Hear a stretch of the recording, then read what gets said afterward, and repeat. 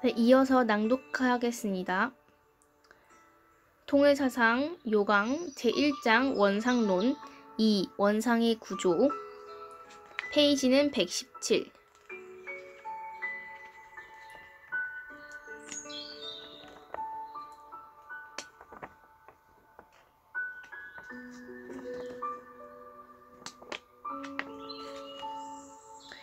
(3) 내적 발전적 사회 기대에 대한 것 중에서 내적 수수작용에 대한 것입니다. 4. 내적 수수작용. 기억, 내적 수수작용이란 무엇인가? 내적 발전적 사회 기대는 본 성상 내부에서 신생체의 형성을 위한 수수작용에 의해 벌어지는 사회 기대이기 때문에 이 수수작용에 대하여 구체적으로 살펴보자.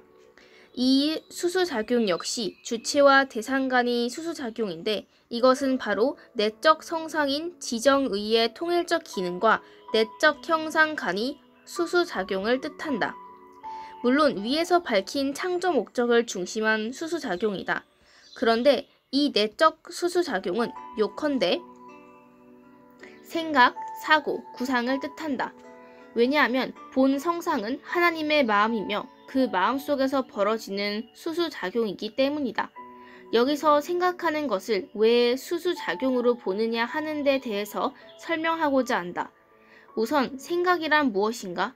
우리가 상식적으로 알고 있는 생각은 다음과 같은 기능을 다한 마음의 작용이라고 말할 수 있을 것이다. 즉, 기억, 회상, 판단, 관심, 계획, 의견, 이해, 상상, 추측, 추리, 희망, 사색, 명상, 해석 등을 하는 마음의 작용이다. 심지어 망상까지도 생각의 개념에 포함된다.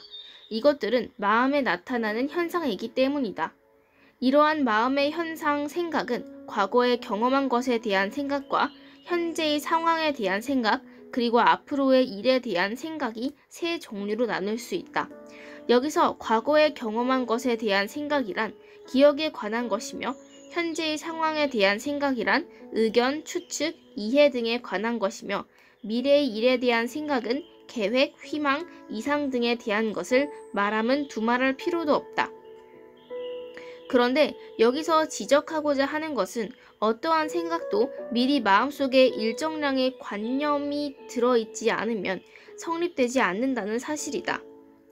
마치 텔레비전의 시청은 형광판에 영상이 비춰질 때에만 가능하며 영상이 형광판에 비춰지지 않으면 시청이 불가능한 것과 같다. 그런데 이러한 마음의 관념은 오로지 경험을 통해서만 형성된다.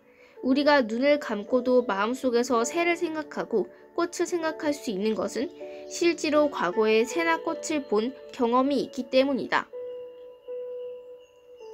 니읒, 관념이 조작. 생각하는데 일정량의 관념이 필요하다는 것은 무엇을 뜻하는 것일까? 그것은 과거의 일을 되새기는 생각뿐만 아니라 현재의 일을 살피고 앞날의 일을 내다보는 생각까지도 모두 과거에 일단 경험한 관념을 가지고서만 가능함을 뜻하는 것이다. 따라서 과거의 경험이 풍부할수록, 즉 경험한 관념이 많을수록 생각을 많이 할 수 있다. 이것은 마치 저축을 많이 해두면 필요할 때에 찾아내서 언제든지 살림을 늘릴 수 있는 것과 같다. 또 우리가 가재 도구를 창고에 많이 저장해두면 언제든지 필요할 때에 꺼내어 쓸 수 있는 것과도 같다. 인간이 지식을 배우고 견문을 넓히는 것도 결국은 기억이 창고에 여러 가지 관념을 많이 저장하기 위한 것이며 실제로 많이 저장된다. 즉 생각이란 창고에서 저작물을 끄집어내어 필요할 때마다 적절히 사용하듯이 기억의 창고에서 관념을 끄집어내 여러 가지로 다루는 것을 뜻한다.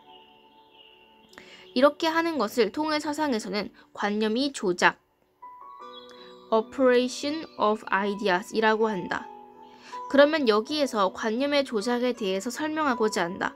관념이란 마음속에 간직되어 있는 표상 또는 영상을 말하며 사물 하나하나의 영상과 같이 간단한 것을 단순 관념이라 하고 이 단순 관념이 2개 이상 복합된 것을 복합관념이라 한다.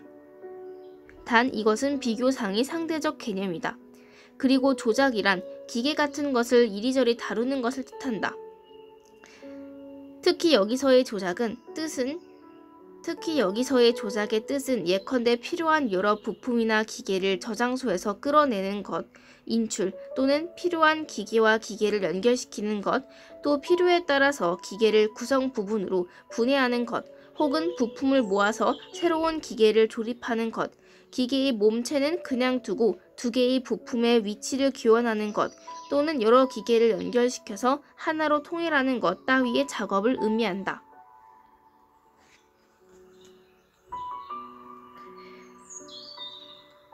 디귿, 관념의 조작은 수수작용이다.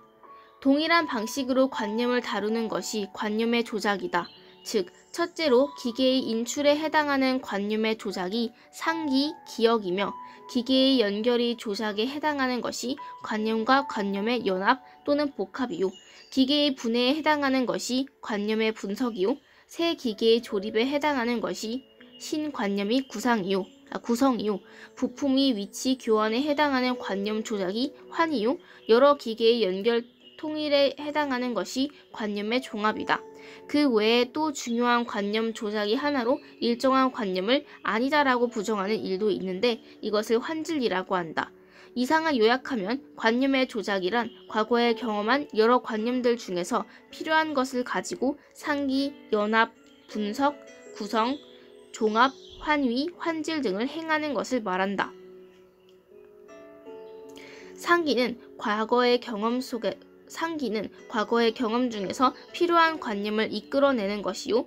연합은 한 관념을 생각할 때 그로 말미암아 다른 관념이 연상되는 것이며, 예를 들면 아버지를 생각할 때 어머니가 연상됨과 같은, 그리고 여러 작은 관념들이 모여서 큰 관념을 이루는 것이 구성이요.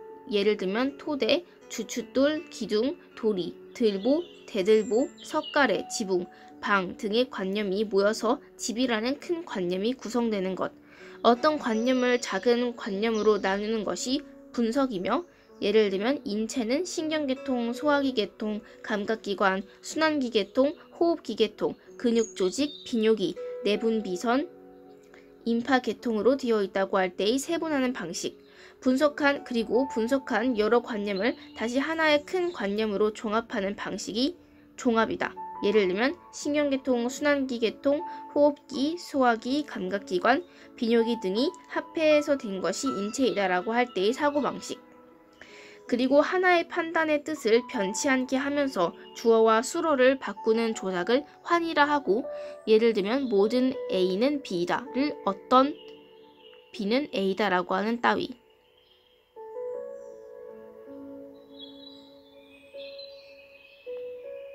하나의 긍정 판단을 부정 판단으로 하되 그 수어를 모순관념으로 바꿔서 의미를 변하지 않게 하는 조작을 환질이라고 한다. 예를 들면 A는 B다를 A는 B가 아니다 라는 따위의 사고방식. 설명이 조금 장황했지만 생각이 내적 수수작용이라는 것을 이해하는 데 도움이 되도록 하기 위해서였던 것이다.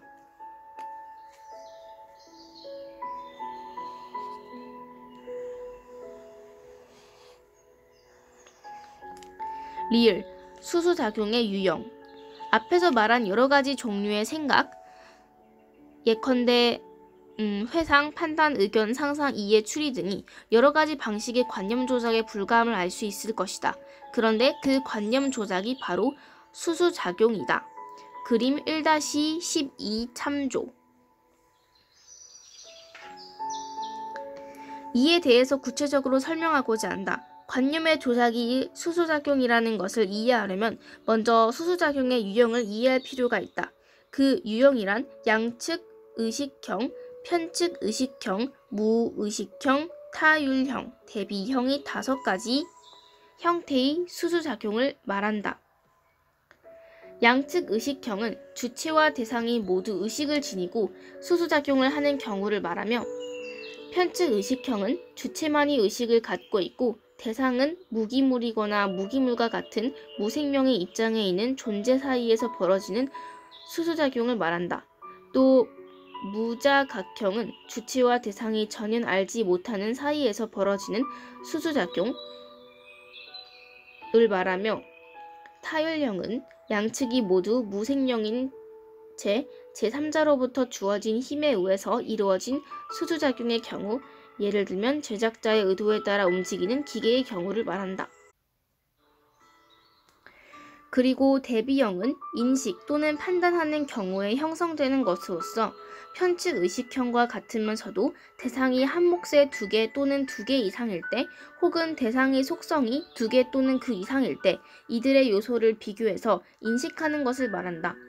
예컨대 길을 걸어가는 한 쌍의 남녀를 멀리서 바라보고 두 사람의 연령, 태도 등을 비교 혹은 대조해서 그들이 부부라는 것을 판단하는 따위, 또는 가게에서 상품을 바라보고 비교한 후 좋은 것을 택하는 것, 혹은 푸른 숲 속에 붉은 기와집의 지붕이 있음을 보고 그 녹색과 적색을 대조해서 조화의 미를 느끼는 따위가 모두 대비형이 수수작용이다. 이때 이 대비에 의한 판단은 비록 그것이 수수작용이라 하더라도 주체가 일방적으로 행한다. 주체가 일방적으로 대비 및 판단하는 것이 수수작용이 되는 이유는 주체는 대상에게 관심을 주고 대상은 주체에게 자신의 모습을 보여줌으로써 이것이 주고받는 작용의 형식이 되기 때문이다.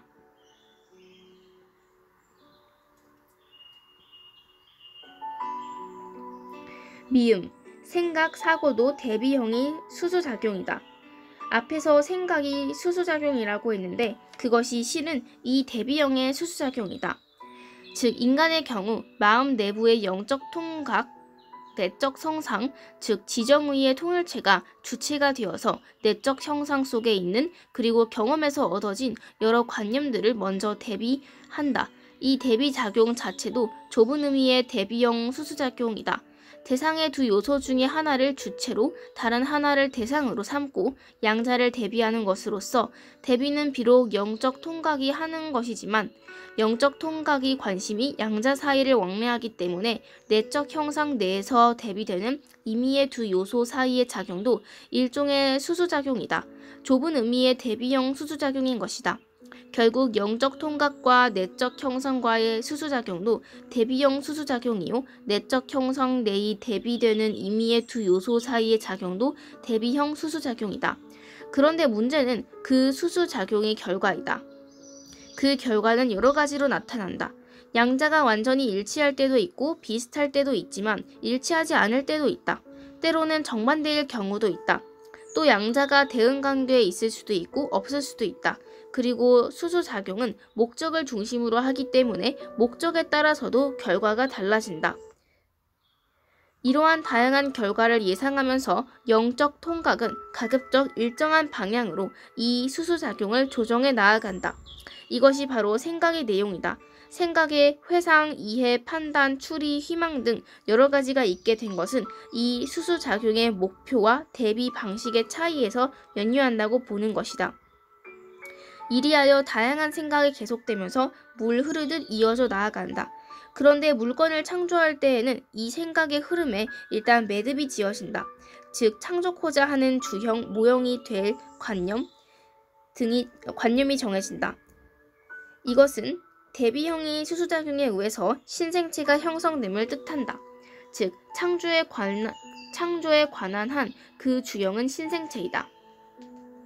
그러나 이것은 아직 로고스로서의 신생체가 아니다. 그 전 단계인 것이다. 따라서 이것을 전 로고스 또는 전 구상이라고 할 수도 있을 것이다.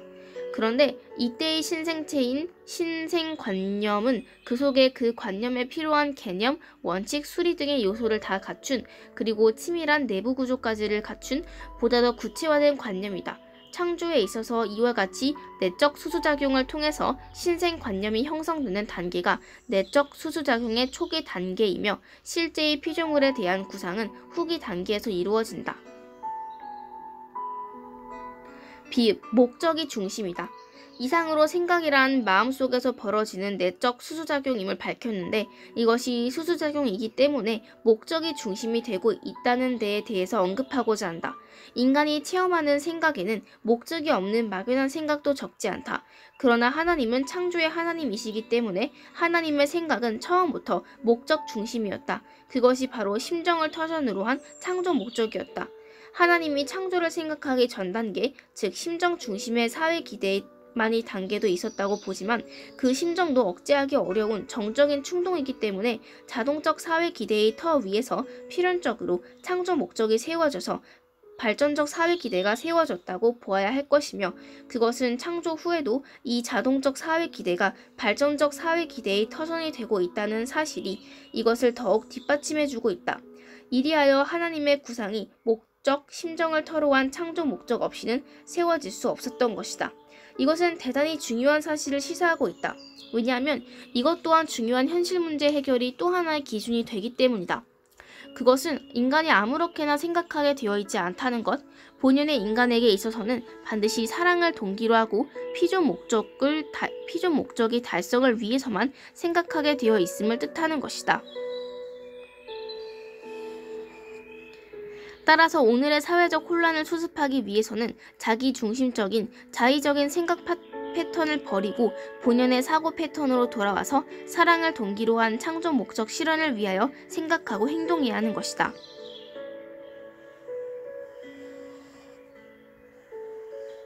이상으로 내적 수수작용에 대한 설명을 마친다.